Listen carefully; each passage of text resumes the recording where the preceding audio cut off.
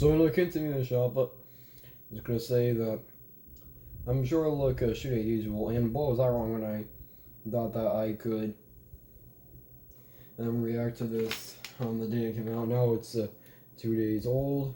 You can even see my comment.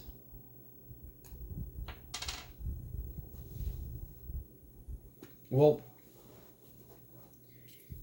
so Alex Bale went to film school over 3 years. Well, I can't really stop thinking about this theory because it's. I first heard about Law and Order in early 2021, and if you haven't seen the theory, which you probably have, but if you haven't and you're just watching this video first for some reason, well, then. Well, no, that was idiotic of me to say because. And by now, I think most people know about.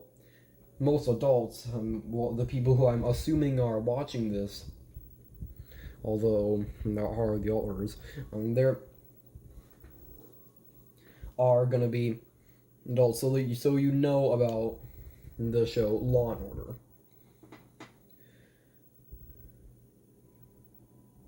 Now, oh yeah, and by the way, Ralph the Red-Nosed Reindeer was 60 years ago? Well, anyway. Spider Pig, tries out all of his spider gigs. Never use your teeth as tools, or you'll be disobeying the rules. So, anyway, it already has 408K views after just a couple days.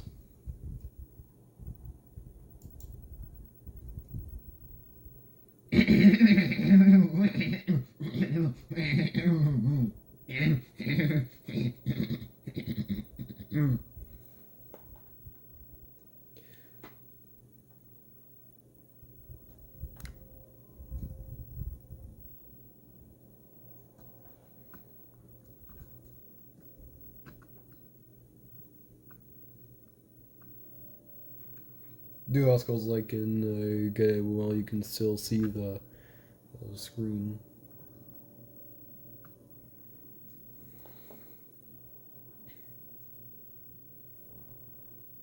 Well, before we get started, I make sure to leave a like because, well, if you do like it, you don't have to like this video, but if you're an adult like you should be and you're following the rules and expectations, then you're free to leave a like.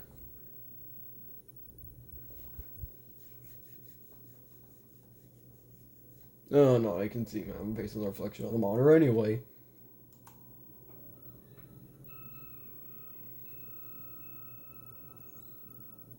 Hi there. Blue's Clues is an educational children's TV. Hold on, I gotta turn down. Just a little bit.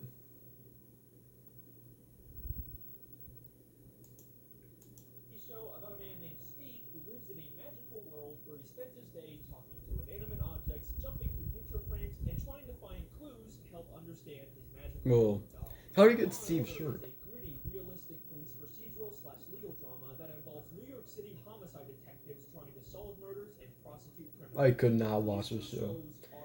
If I try, I would not be able to. You could not find two shows more polar opposite than Blue's Clues and Law and Order. And yet, despite this, not only do I believe that these two shows exist in the same universe, but I'm also going to be proving that the entire Blue's Clues show is actually just a fantasy. Yes, I already saw this when it was 37 or 38 minutes old. Yes, I am being serious. I know that sounds Heard that crazy, going in my but mouth. just stick with me, because I'm pretty sure Let's see what you got, I Alex. discovered a 29-year-old secret that has never been talked about. So even older than SpongeBob. Get ready, because this is the Blue's Clues Law and Order Damn. theory.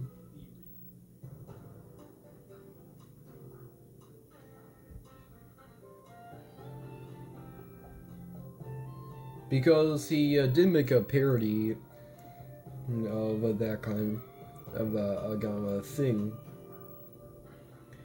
back in like 2015. By far, the most common type of fan theory is the dream theory. The idea Yeah, that it everything is. happening in a story is actually all just inside of the character's head, whether they're stuck in a coma, or they're dreaming, or hallucinating, or they're actually dead. Pretty much every piece of media has some kind of dream theory. And it's sort of the lazy, low-hanging fruit of fan theories. You can just apply it to literally anything, and usually there's never actually any evidence besides, whoa, this show is so crazy and unrealistic, that must mean it's a dream! Yeah. Surprisingly, the show that seems to have the most of these types of fan theories is Blue's Clues. Alex, Steve is no, actually you. schizophrenic, Steve is actually an What kind of adventure Steve is that? Steve is actually a drug addict, Steve is actually in prison, Steve is actually a murderer who killed his Oh yeah, parents. most amazing top 10. Even I made a Oh, parody I. of these theories back in 2017. So yeah, it's a pretty basic, normal kid show. Steve, Oh, it was killed his parents, pretend to be a kid. You know, it was before 2016. I dedicated my life to making fan theories about kid shows. And look, I understand the appeal. Oh yeah, you could tell. It's fun to take something innocent from your child. Oh my god. Why? That's kind of literally my job right now. But I made just a few days ago when I didn't know that thing existed. specifically Blue's Clues. Well, I think it's because everything about this show has always felt fake. Steve is the only real person in this world. He looks like a young adult, but he acts like a child. And he lives alone in a house where he spends his day jumping into picture frames or talking to unseen voices or inanimate objects. It just kind of sounds like I'm describing someone who is experiencing some kind of false reality. Even the way Steve moves around is strange. He never actually leaves the room, he just kind of pretends to walk in place while this fantasy world moves around him. Obviously, that was more of a filming limitation, but it still adds to this feeling of fakeness. But other than these surface level weird vibes the show gives off, there's never Oh actually no, been more I any filmed the strong darkness in my evidence eyes. to prove one of these theories. And Cause listen, guys, it's 10:20 at night, and I'm trying to record. There's still 24 minutes left, so God knows when I'll get finished. I and others have looked. It has been 28 years since this show first came out. You know, you'd think if there was actually some kind of smoking gun here, we would have found it by now. But what if that's because we've all been looking in the wrong place? So, the other day, I stumbled upon an interesting piece of Blue's Clues trivia. A year after Steve Burns filmed the Blue's Clues pilot, he had a small role in an episode of Law and Order. And I thought the idea of seeing Steve from Blue's Clues in a gritty, realistic cop show was kind of funny. So I decided to track down the 1995 episode titled Cruel and Unusual. Just a heads up, this episode deals with some pretty serious subject matter. So Oh, good luck with that. In this episode, Steve Burns plays a kid with autism named Kevin Jeffries. Good morning, how are you? Great. What time is it? 10:15. No, it's 10:18. We learn that Kevin has trouble communicating with others and often harms himself. So his parents sent him to live in a children's behavioral clinic. Just what was the behavior? I do often see kids like that. When Kevin was 10, he started to hurt himself. We didn't know what to do. We couldn't keep Kevin here. We had to send him away. We later find out that the doctors at this clinic were horribly mistreating him by giving him intense electroshock therapy and forcing him to wear a sensory deprivation helmet for days. He kept Kathy in this helmet for 3 straight days. This helmet cut off the blood supply to our daughter's brain. The episode starts with Kevin after he's escaped from the facility, but tragically he gets arrested and later succumbs to the injuries sustained from his abuse and dies. Better run away. The kid's dead. And the rest of the episode follows the detectives investigating his death. So yeah, this is a very sad and serious episode, and it Good luck deals with with that. real systemic issues that are still a problem today. And like I was saying, this show is clearly very, very different than Blue's Clues. But what I find interesting about this is that for years, people have been trying to prove Cockroach. that Steve is actually in prison or a mental facility, and now we have this piece of media where we see Steve's actor in that exact position, and as far as I'm aware, no one's ever really talked about this. I mean, sure, Kevin's not schizophrenic, he has autism, but seeing as how he was being abused and What's it supposed to mean? for days where he couldn't hear or see anything, you can kind of I think I know what it means, but what? How does he know to what? So yeah, I thought this was an interesting coincidence, but at the end of the day, that's kind of all it was. Like, obviously, just because the same actor shows up in two different shows doesn't mean they're actually connected. But then I took a closer look at this episode, and I started to notice more and more weird similarities between Kevin and Steve. At first, it just started with some little things. We are told by Kevin's parents that he was learning to draw. Thanks to him, Kevin was learning to draw.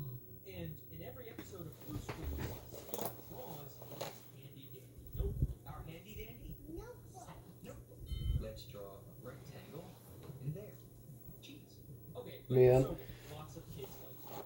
But we are also told that when Kevin harmed himself, he was strapped to a Yeah, now I was born like 6 years after the show, and I would have loved to see Blue's Clues before it ended. Well, cause it was dude, nothing says a good time as a kid like Blue's Clues. It's like it seemed like such like a default feature of a kid's life, but apparently it's not. Now I'm getting to know the world. chair. Put them in a chair, then we hold them there and use the soft press. And in every episode of Blue's Clues, Steve spends a lot of time in his thinking chair. We're ready to sit in our. Thinking chair. Now that we're in our thinking chair, let's think. And then, when Kevin escaped the facility, he kept asking people what time it was. What time is it? 10:15. What time? How you doing today, huh? What time? Now, it is common for some people with autism to rely on specific schedules or routines, but what time it is also really important in Blue's Clues. What time is it? What time is it now? Steve has a cleanup time, We just had cleanup time. a nap time. What's that time? Now it's time for so long. There's a talking clock. And most of all, every day, Steve has mail time. Mail time, mail time, mail time, mail time. The mail's here. So yeah, there's some weird similarities here, but nothing actually concrete. I didn't really start to take any of this seriously until I realized after Kevin escaped, we are told that he went to a movie theater. And guess what he did in the theater? The movie started at 10, he was out here by 10 after 10. Got out of his seat, walked into the screen. Kevin got out of his seat and tried Oh, to yeah. walk to the screen. Nope. Doesn't that Doop sound doop doop. sad? I'm gonna walk into the screen. Yeah, you can't even see me at all. Got out of his seat, walked into the screen. This kind of feels like more than a coincidence. So this is when I first started to consider, is it really possible that Kevin Jeffries from Law & Order is the real Steve, and Blue's Clues is all fantasy he created to escape his abusive reality? Okay, I know you're not convinced yet, and to be honest, neither was I, but don't worry, we are just getting started. Kevin's behavioral clinic is in New York City, and the one-time characters actually leave the Blue's Clues fantasy world and go to the real world. They end up in New York. Blue's Clues in New York City? This is epic. Also, in the very first episode of Blue's Clues, we can see No.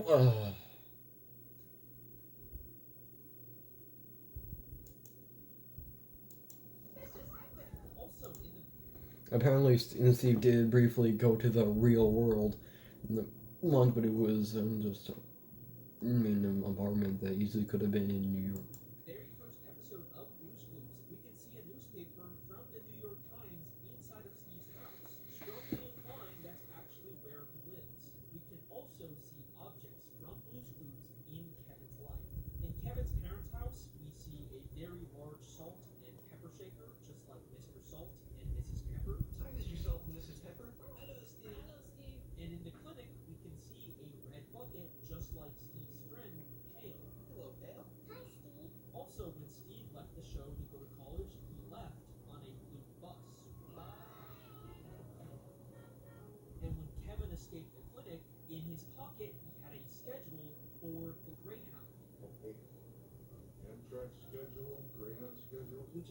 also a blue bus. Alright, those are some more interesting connections, but you're probably still not completely sold yet, right? Well, check this out. When Steve eventually left the show to go to college, he was replaced by his younger brother Joe. Oh, hi. It's me, Steve's brother Joe.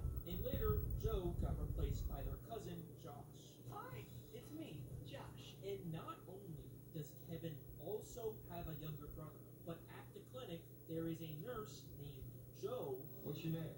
Joe Garvey. Joe Garvey, you're under arrest for assault. And an occupational therapist named Josh. Take a look at the amended complaint. Occupational therapist Josh Bingham was dropped. I think that Kevin is taking aspects from his real life, like the objects or the names of the people working at the clinic, and applying them to his fantasy. Also, this one is less impressive, but the name Kevin is also the name of the Blue's Clues UK host. Oh, man, it's me, Kevin. Also, check this out. Kevin's behavioral clinic has the same initials as Blue's Clues. Huh. That one's also not that impressive, I know. But wait. If this theory is true, and all of this is just inside of Kevin's head, then why does the main character of his fantasy keep changing? Hi, come on in. Hi, come on in. Hi, come on in. Well, at first, I thought maybe Joe and Josh could actually just be from two different kids who took Kevin's spot in the clinic after he died, but the clinic gets shut down at the end of the episode. You made them close the clinic. So they would all have to be from Kevin, but why? Well, we're told that Kevin has tried to escape from the clinic before. We called the police this morning as soon as the clinic told us that Kevin ran away. He's done this before. So what if every time a host leaves Blue's Clues, it's actually Kevin trying to escape the clinic, and when he's inevitably put back inside, He's done this before. his fantasy resets with a new Blue's Clues host. Hi, come on in. Hi, come on in. Hi, come on in. Okay, so there is a surprising amount of connections here. You can't deny that. But it still kind of feels like we're missing something. Like, I can see why Kevin would imagine a fun, colorful world to escape his abuse. But why is Kevin's fantasy so focused on playing a scavenger hunt game with a blue dog? As far as I can tell, there's nothing similar to that in this episode. Well, I think to answer this, we need to take a closer look What's the thing he's at what holding? Blue's Clues actually is. At the beginning of the Law and Order episode, Kevin's doctor explained to the detectives why Kevin harmed himself. It's pretty common with some autistic children. It's frustration because of their inability to communicate. It's frustrations because of his inability to communicate. Now, autism is a spectrum, and it's a lot more complicated and nuanced than the way TV shows like this tend to portray it. But it is true that some people with autism have varying levels of difficulty communicating, and I think this becomes interesting when we take a look at what Blue's Clues actually is. Well, what story should we tell? Great idea. We'll play Blue's Clues to figure out what story Blue wants us to tell. It's a game where you try to understand Blue, a character who has an inability to communicate. This is literally the entire premise of the show.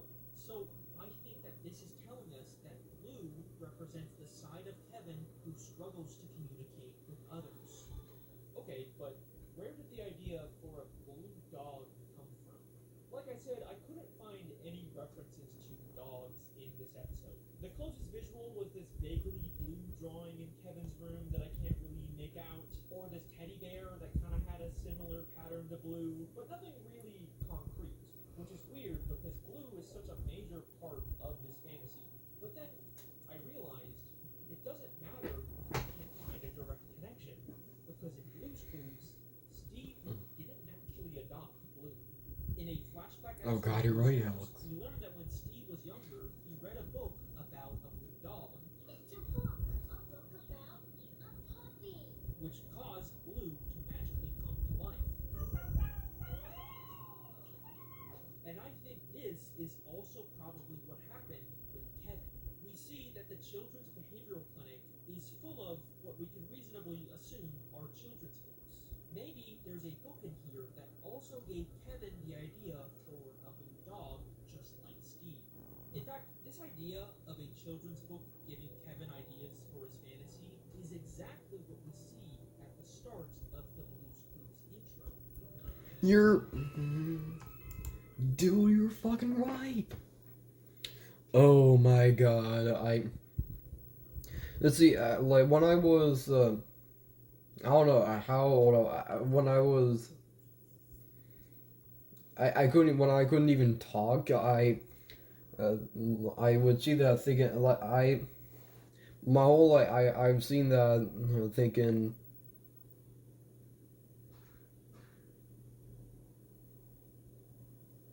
whoa, well, that's just the, it's just like a pile of books. We're reading this book because it feels like anything should be able to come to life, right? Well, in this universe, and like, some Josh said.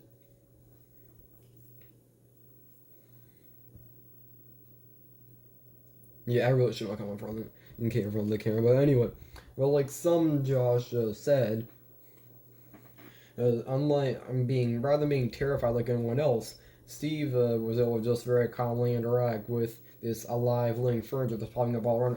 Anything can come to life, like the book. See, like corridor is right there, like all these books you read as a kid, and in the middle of this humongous stack is just like a pile, and we can't see the bottom, is Blue's Clues.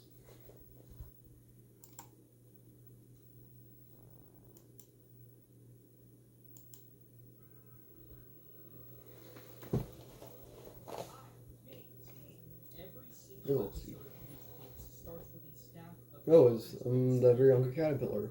before going inside of a book called Blue's Clues where the episode Every the show every human on Earth has read The Very Hungry Caterpillar. And even the one in millions that haven't seen a single episode of SpongeBob for the slightly possible reasons, they have read The Very Hungry Caterpillar. Nothing will ever top the liveliness of that.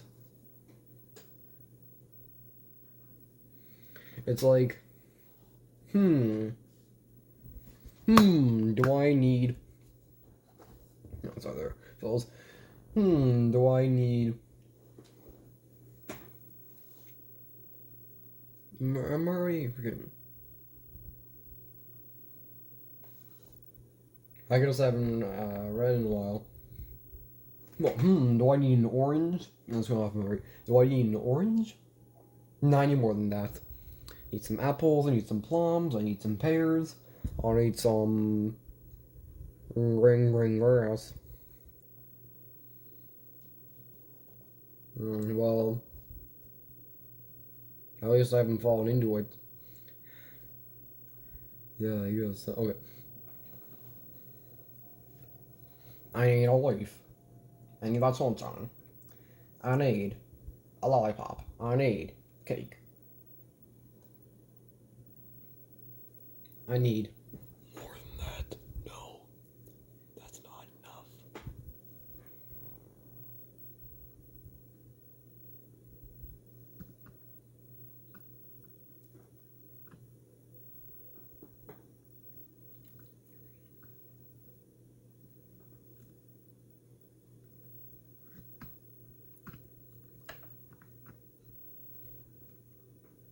Yeah, let's close looking at it. literally tells us every episode that Steve's world is fake and comes from a book. And I think this real world full of children's books is actually the Law and Order behavioral clinic. And if this is true, that also means that there's probably a book literally called Blue's Clues in the clinic that Kevin is basing his fantasy off of. So even if we never see a blue dog or even hear the name Steve in this Law and Order episode, Kevin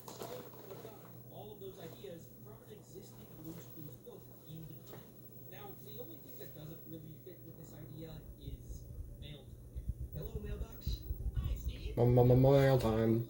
Mail time. Wait a second. Yeah, he's a male, so he gets male. Well then, females should get female in their female box. Okay, actually that doesn't sound that good. Well, there should be a female truck, and instead of a mailman, they should have a female woman. Dude, the mailman is literally a male man. Sure, maybe the talking purple mailbox was just something from the book, but there's no way Steve watching videos of kids in the real world would be something in a children's book. Look, it's a letter from our friends. Hi, Steve. This is where we place our blocks. So, what are these videos? Well, the behavioral clinic is full of other children. Want to see what a good day is for some of these kids? So, I think these videos are Kevin's perception of the other kids. There is just an undeniable amount of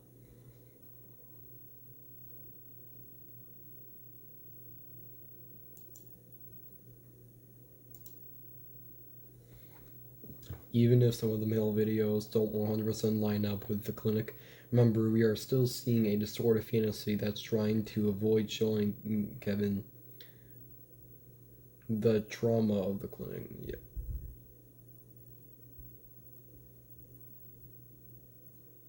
Yeah.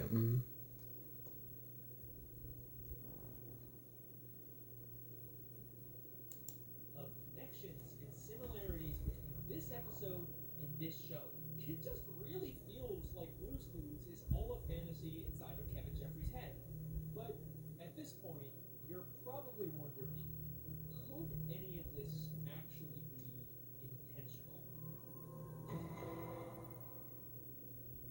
Like, if this Am I real? is true, does that mean Is Alex Bale the real? entire How is this not a simulation? secretly based on this one random episode of Law and Order? I'll admit, that seems unlikely, especially since this episode came out a year after the Blue's Clues pilot was filmed.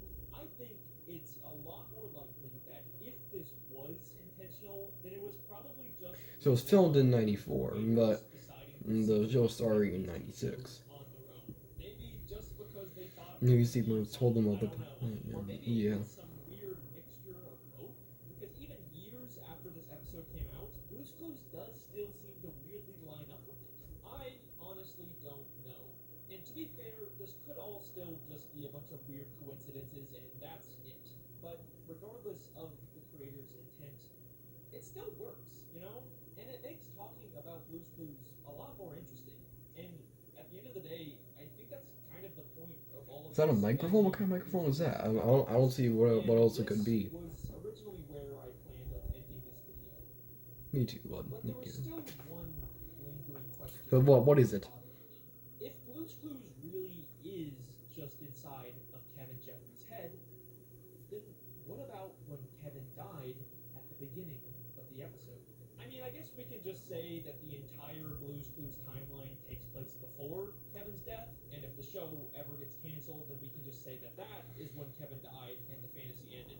But what if I told you we've already seen Kevin's death inside of Blue's Clues?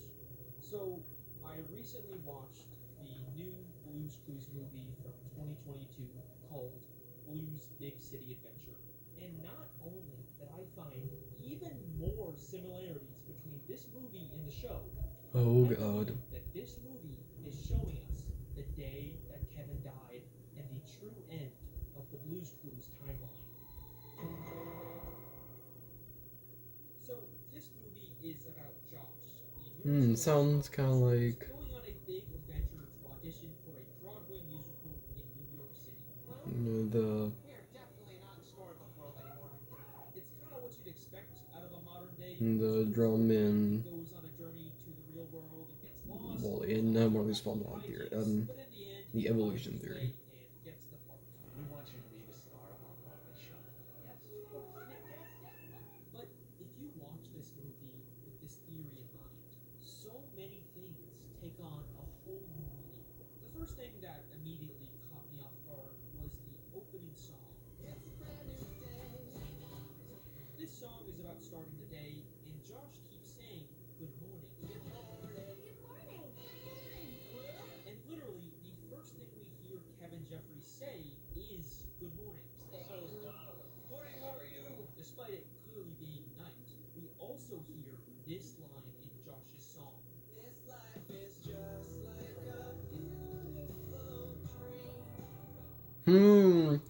Sounds a beautiful quite sus, Josh. And while Josh sings, the other Oh, I do know a lot of characters tell him Joshes. to wake up. Right away, this movie feels different, like it's trying to draw attention to the fact that this world is just Kevin's fantasy and it's time for him to leave it. Josh leaves his fantasy world to go to the audition in New York, just like how Kevin escapes the clinic at the start of the episode. And just like Kevin, Josh immediately seems very disoriented by the outside world.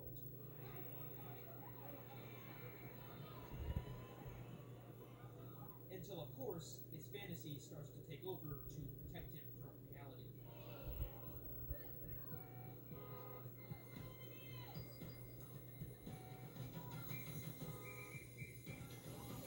But what's interesting about this movie is that for the very first time ever, Just a moment. there's little glimpses Wait. And it becomes night like in Kevin's episode. Maybe this is. No. Kevin briefly seeing the actual scene. Oh! That's a good point. clues from other people's perspectives. Don't you think so, Madam Mustard? Oh? Lovely to meet you. Hello? Mr. Schultz! Mrs. Pepper! Am I glad to see you? Like I said, this movie feels different. We learn that Josh's audition is at 3 o'clock, and the whole movie is just him trying to find the audition before time runs out. It's almost time for my audition. Oh my gosh. We don't have much time, Blue. Could this be why Kevin kept asking people what time it was? What time is it? What time? What time? Josh also doesn't know where his audition is. All he knows is that it's in a theater somewhere. Excuse me. Do you know the address to the theater? Which theater? I don't know which theater. Maybe this is why Kevin went to a movie theater after he escaped, because he thought it was his Broadway audition. Now, in the Law & Order episode, shortly after leaving the theater, Kevin gets arrested and then tragically dies in police custody. But that's not what happens in this movie. Josh goes to the theater and gets the part, We want you to be the star of our Broadway show. but instead of him leaving and dying like Kevin, we immediately cut to him performing the musical with a big climactic finale. My dream is a reality.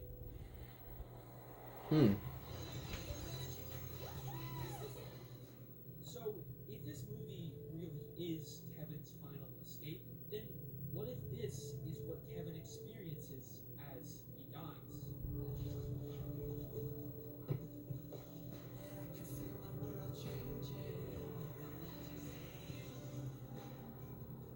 A massive final magical song where he's surrounded by all of the friends from his fantasy, the only people who ever really understood him. Even the old hosts show up for this final send-off for Kevin.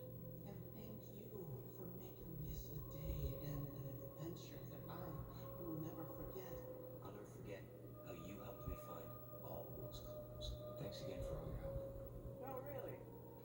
Now it's over. So what? And that is sadly where Kevin Jeffries' story ends.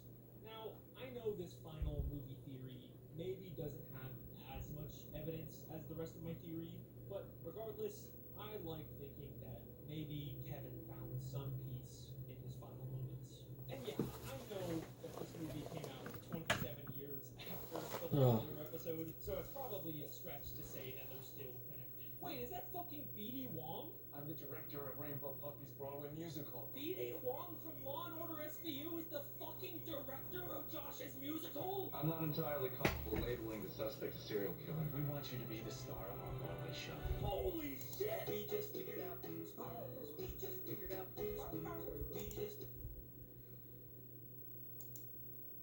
But wait, so. I. Yeah, dude, okay, and so. Think about this, like. I haven't reacted that much, but they actually went and through the They. No, he actually confirmed that they. Oh man, I haven't had the closed captions on this entire time. Comment down below if that bothered you, and maybe I can put a note by my PC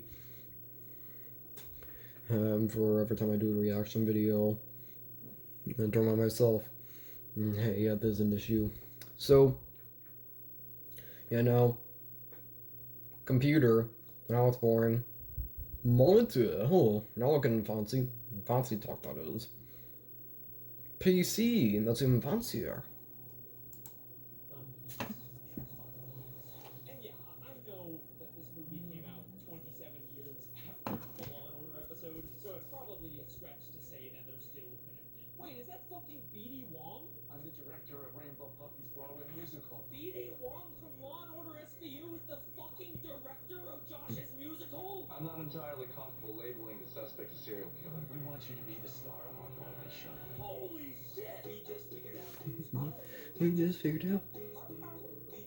And please, please. because this is my job. Oh, sorry, Alex. Alright, that is my theory. Thank you so much for watching.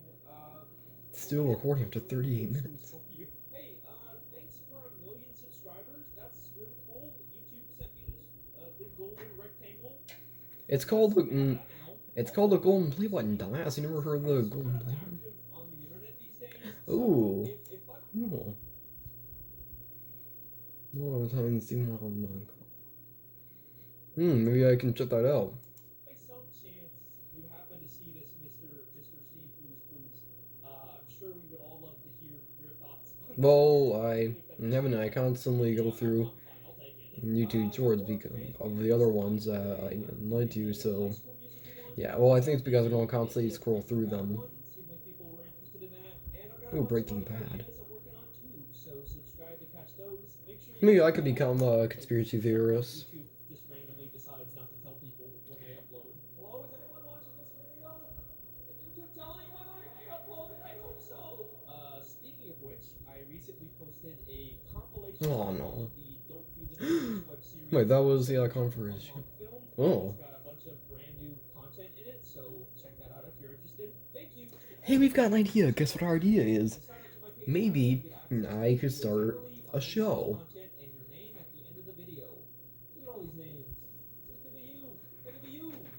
I can't. Wait, I'll check if Bruce Wilson's seen this. He probably hasn't, but I'll check if he has because that'd be. I can't wait to see his reaction. I'm just saying.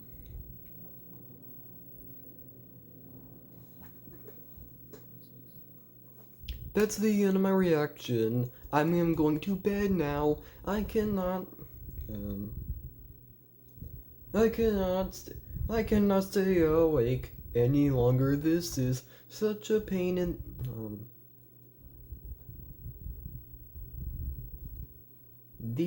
such a pain in the airport, and I need to get some sleep.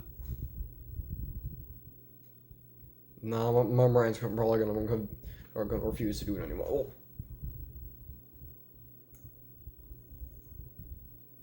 It's best to just get up and leave.